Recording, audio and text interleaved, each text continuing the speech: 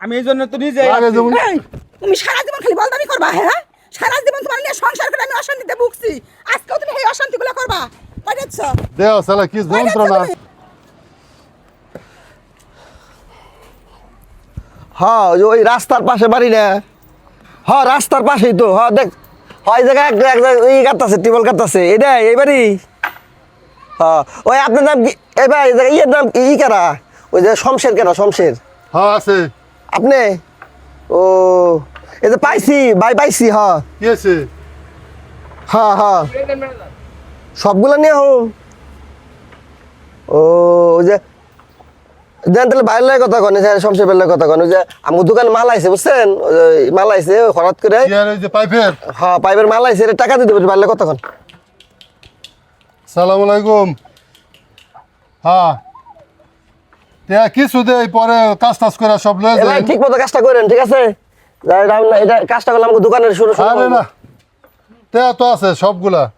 সবগুলা দিবার কোন আচ্ছা ঠিক আছে হ্যাঁ ভাই হ্যাঁ হ্যাঁ নিয়ে যাচ্ছি দেরি করব না না দেরি করব না দোকানের লোক বসে বসে রয়েছে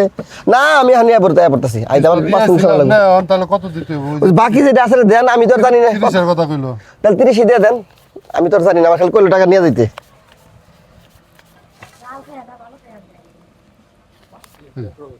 30 আছে হ্যাঁ ভাই ব্যাংকে থেকে তুলে দিলাম আপনি কোনছেন না হ্যাঁ হ্যাঁ তাহলে আমি আর করার দরকার নাই ঠিক আছে তাহলে আমি যাইয়া তাহলে এই আইতাছে কই মাল আইতাছে মাল এই যে আইতাছে এখন আইবো মাল ঠিক আছে ওই যে ইয়ে থেকে মুকাম থেকে ইয়ে মহাজন আছে তোর টাকাটা দেওয়ার লাগবে তাড়াহুড়া করে আচ্ছা গেলাম জান মামা তুমি আবার এলাকা টিয়া কটা দিবেন না তে তো যে দিলাম ও নিয়ে গেল কার কাছ টিয়া দিছেন আরে তোমার দোকানে থেকে লোক আছে কইছে মুকাম থেকে মাল আইতাছে তে লাগবো আমার দোকানে তো আমি আর কেউ নাই